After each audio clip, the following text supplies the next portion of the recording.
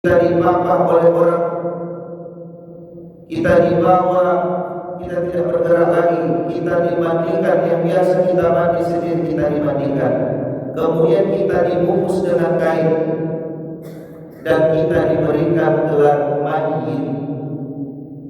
Kita diberikan langsung gelar mayyit pada saat itu. Maka pada hari Allah cabut nyawa seseorang, berubah semua gelar-gelar yang dibanggakan itu. Gelar-gelar yang ujungnya banyak, ada yang S ini, S itu, M ini, M itu, doktor, profesor.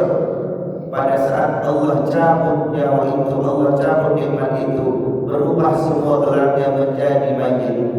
سبح اسم ربك الأعلى الذي خلق فسوى. Kepada Allah, tidak bosan-bosannya kita, sebagaimana Allah tidak pernah bosan memberikan rahmat dan karunia-Nya kepada kita. Kita senantiasa bersyukur atas segala limpahan rahmat dan karunia-Nya Allah. Niscaya Bapak Ibu, kalau Allah cabut rahmat, Allah cabut nikmat dalam setiap diri kita, maka tidak akan nyaman kita menjalani kehidupan ini. Kalau Allah cabut nikmat mata, maka kita tidak akan bisa banyak beraktivitas. Kalau Allah cabut nikmat kaki, nikmat tangan, itu tentu sangat tidak berharga lagi. Tetapi yang paling luar biasa, yang paling menyedihkannya, kalau Allah mencabut nikmat iman, nikmat Islam dalam diri kita, maka itulah orang yang paling merugi. Kenapa Bapak Ibu? Dia melewatkan sesuatu yang berharga dalam kehidupan ini. Maka Bapak Ibu, seorang yang beriman itu harus tahu prioritasnya dalam hidup ini. Seorang yang beriman kepada Allah Subhanahu wa taala, dia tahu prioritasnya. Karena Allah jelaskan di dalam Al-Qur'an, "Wa ma khalaqatul jinna wal insa illa liya'budun." Kalau orang beriman itu pasti tahu bahwa tujuan penciptaan dirinya di atas muka bumi ini, Allah berikan batas waktunya, Allah berikan ajalnya, itu untuk beribadah kepada Allah Subhanahu wa taala. Maka Allah gambarkan tujuan manusia, dan Allah juga gambarkan orang-orang yang tidak mensyukuri nikmat Allah Subhanahu wa taala. Di antara lainnya kita lihat firman Allah di surah Al-Adiyat di ayat ke-6 dan ayat-ayat selanjutnya nantinya. A'udzu billahi minasyaitonir rajim. Bismillahirrahmanirrahim. Innal insana lirabbihi lakanud. Sesungguhnya manusia itu sangat ingkar kepada Tuhannya. Ini adalah suatu pernyataan di surah Al-Adiyat yang Allah berikan kepada manusia itu sendiri. Sesungguhnya manusia-manusia yang merasa sombong, merasa enggan untuk menyembah Allah Subhanahu wa taala, mereka itu begitu ingkar kepada Tuhannya. Pertanyaannya kepada orang yang ingkar kepada Tuhan tersebut, ada orang yang kita lihat Bapak Ibu begitu mudahnya melewatkan sholat subuh, begitu mudahnya melewatkan sholat Jumat, disebabkan dia bekerja, mencari penghidupan. Alasannya dia mencari penghidupan.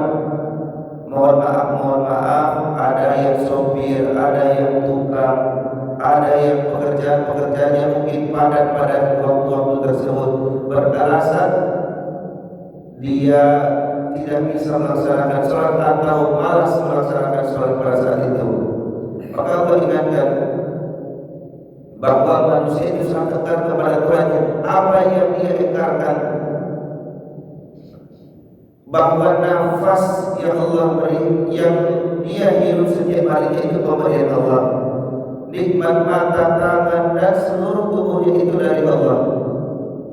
Maka janggal dan aneh rasanya apabila seseorang lari dari Allah, sedangkan Allah yang memberikan segalanya. Bahkan yang dia cari pun itu adalah pemberian Allah. Yang dia katakan mencari rezeki, mencari uang, itu adalah pemberian Allah. Innal insana li rabbih lakanun wa innahu ala dzalika lasyahid. Sesungguhnya dia itu menyaksikan keingkarannya. Jadi orang-orang yang ingkar kepada Allah, siapa yang ingkar kepada Allah? Yang tidak taat kepada Allah, yang tidak mengikuti perintah Allah. Maka dia itu menyaksikan keingkarannya, dia sadar keingkarannya kepada Allah Subhanahu wa taala. Dia sadar tidak melaksanakan salat, dia sadar itu jauh daripada Allah, dia sadar tidak memperhatikan larangan-larangan Allah Subhanahu wa taala. Dia mabuk, dia berzina. Mungkin Bapak Ibu hari ini kita di sini alhamdulillah Allah berikan hidayah, kita sholat berjamaah bersama di masjid. Tetapi kita harus juga memperhatikan saudara-saudara kita, dan kita juga harus mewanti-wanti diri kita. Apakah ada sifat-sifat keingkaran dalam diri kita? Karena kalau tidak, itu akan menjadi bahaya bagi kita. Kemudian wa innahu lihubbil khairi lasyadid. Kenapa mereka ingkar? Kenapa mereka jauh daripada Allah? Wa innahu lihubbil khairi lasyadid. Maka mereka itu sesungguhnya cintanya kepada harta mereka begitu berlebihan. Itu yang membuat seseorang ingkar, Bapak Ibu. Tidak ada yang membuat orang ingkar itu jauh-jauh daripada dia terlalu cinta kepada dunia, terlalu cinta kepada perempuan, terlalu cinta kepada kendaraan, terlalu cinta kepada jabatan, sehingga melalaikannya, bahkan dia ingkar atau dia menjadi penentang yang nyata bagi Allah Subhanahu wa taala. Dia mendengar azan tapi dia tidak hadir. Dia mendengar perintah-perintah Allah untuk melaksanakan, menunaikan zakat, bersedekah, membantu kaum kerabat, tetapi tidak dilaksanakan. Begitu nyata keingkarannya. Wa innahu ala dzalika lasyahid. Dia begitu menyaksikan keingkarannya. Maka Allah sampaikan di ayat selanjutnya, afala ya'lamu idza bu'thira ma fil qubur. Apakah dia tidak mengetahui apa yang ada di dalam kubur nantinya? Apakah dia tidak memikirkan bagaimana nasibnya nanti di alam kubur? Coba kita bayangkan, Bapak Ibu, setelah kita menjalani penghidupan 50-60 tahun, kita begitu bahagianya, begitu senangnya dengan kehidupan dunia ini. Maka pada satu hari, ada satu hari yang Allah berikan, kita tidak bisa menikmati kehidupan dunia lagi. Kita dipapah oleh orang, kita dibawa, kita tidak bergerak lagi, kita dimandikan, yang biasa kita mandi sendiri kita dimandikan. Kemudian kita dibungkus dengan kain dan kita diberikan gelar mayyit. Kita diberikan langsung gelar mayyit pada saat itu. Maka pada hari Allah cabut nyawa seseorang, berubah semua gelar-gelar yang dibanggakan itu. Gelar-gelar yang ujungnya banyak, ada yang S ini, S itu, M ini, M itu, doktor, profesor. Pada saat Allah cabut nyawa itu, Allah cabut nikmat itu, berubah semua gelarnya menjadi mayyit. Mayyit itu adalah dari bahasa Arab mayyitun. Kalau kita ubah ke bahasa Indonesia, berubah langsung menjadi bangkai. Na'udzubillah, na'udzubillah. Maka Bapak Ibu, coba kita perhatikan kembali. Kita yang mengaku beriman kepada Allah Subhanahu wa taala, kita sadari kita akan menjadi bangkai nantinya. Tetapi orang beriman, mereka bukan sekedar bangkai, mereka sadari bahwa ada pertanggungjawaban terhadap apa yang dia lakukan.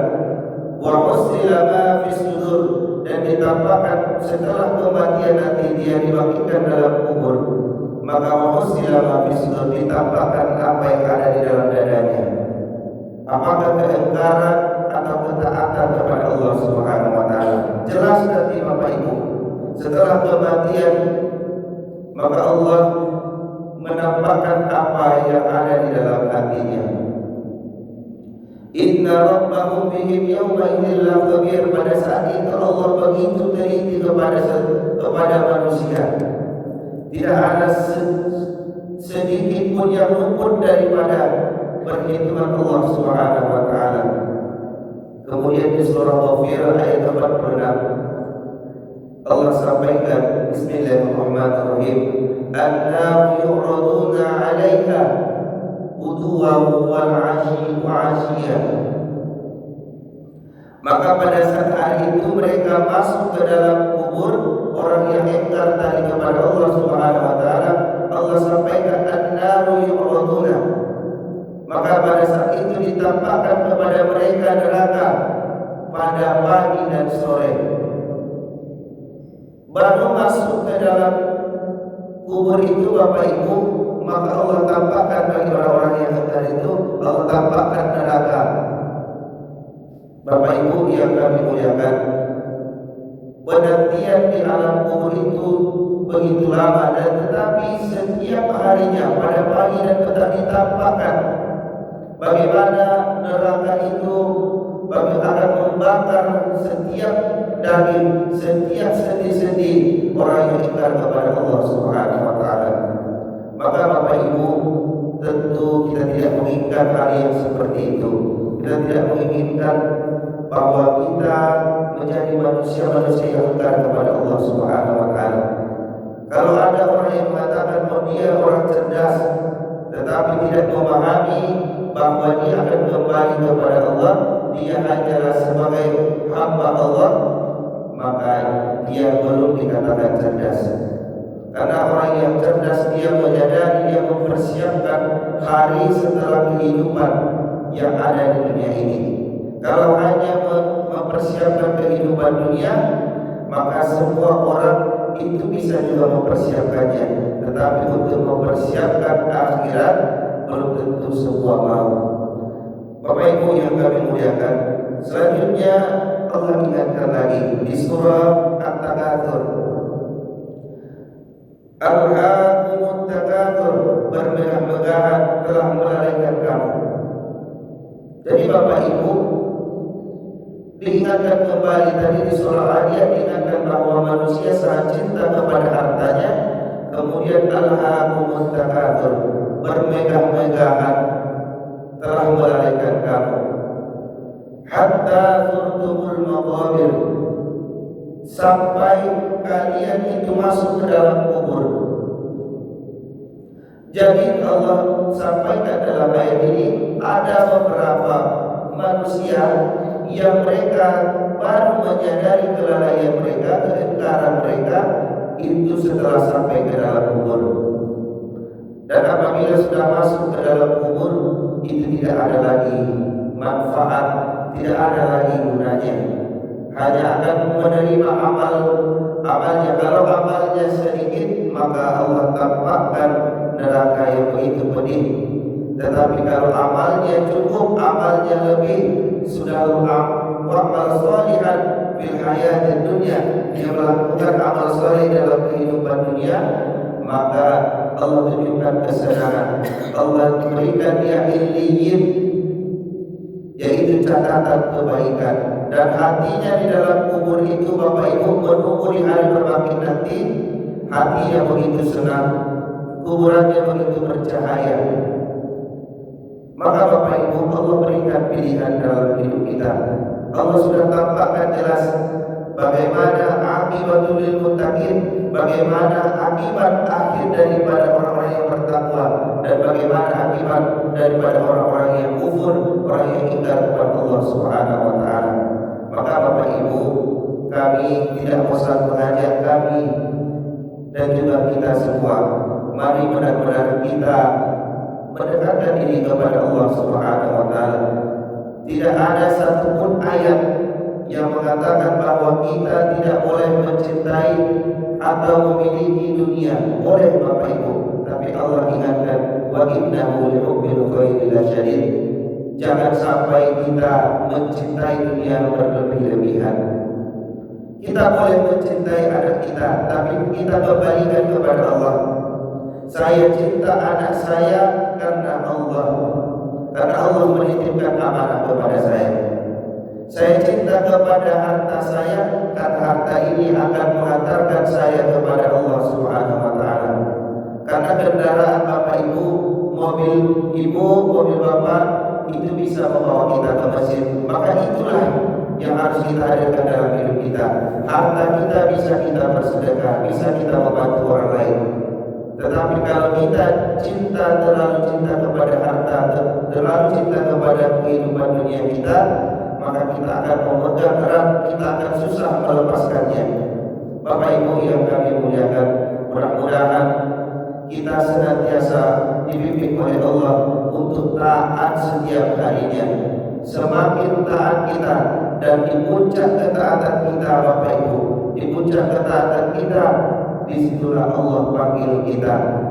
Maka luar biasanya kita menutup kehidupan kita ini, kita tutup perjalanan yang begitu panjang ini dengan keadaan taat kepada Allah Subhanahu wa taala. Dan Allah sudah perlihatkan kepada kita satu ustaz, satu penceramah yang mungkin Allah berikan percontohan. Siapa yang istiqomah, maka Allah berikan dia husnul khatimah. Ada satu penceramah yang kita kenal dengan Ustaz Yahya Waloni. Beliau itu begitu lantang. Setelah dia mualaf, dia adalah seorang pendeta, dia mualaf masuk ke dalam Islam. Dia benar-benar pegang Islam itu. Dia dari keingkaran kepada Allah sampai pindah kepada orang yang taat kepada Allah Subhanahu wa taala. Maka di mana akhir hidupnya? Beliau diizinkan oleh Allah Subhanahu wa taala meninggal ketika berkhutbah, ketika menyampaikan ayat-ayat Allah. Maka itulah yang kita inginkan. Kita harapkan akhir dari hidup kita benar-benar dalam keadaan taat kepada Allah. Allah panggil kita setelah selesai sholat, Allah panggil kita setelah selesai berzikir, Allah panggil kita selesai dalam keadaan tunduk atas perintah Allah Subhanahu wa taala. Maka apabila itu yang kita dapatkan, maka luar biasa bahagianya kita. Kita tidak gentar sedikit pun menghadapi alam kubur, kita tidak gentar menghadapi yaumul hisabnya Allah Subhanahu wa taala. Bapak Ibu, mudah-mudahan bergetarlah hati kita, sadarlah kita bahwa kehidupan dunia ini hanyalah permainan, hanyalah sesuatu yang melalaikan. Mari kita ambil sesuatu yang bisa kita jadikan bekal untuk akhirat kita. Mudah-mudahan ada manfaatnya kepada kami yang menyampaikan dan juga kita semua yang mendengarkan. Assalamualaikum warahmatullahi wabarakatuh.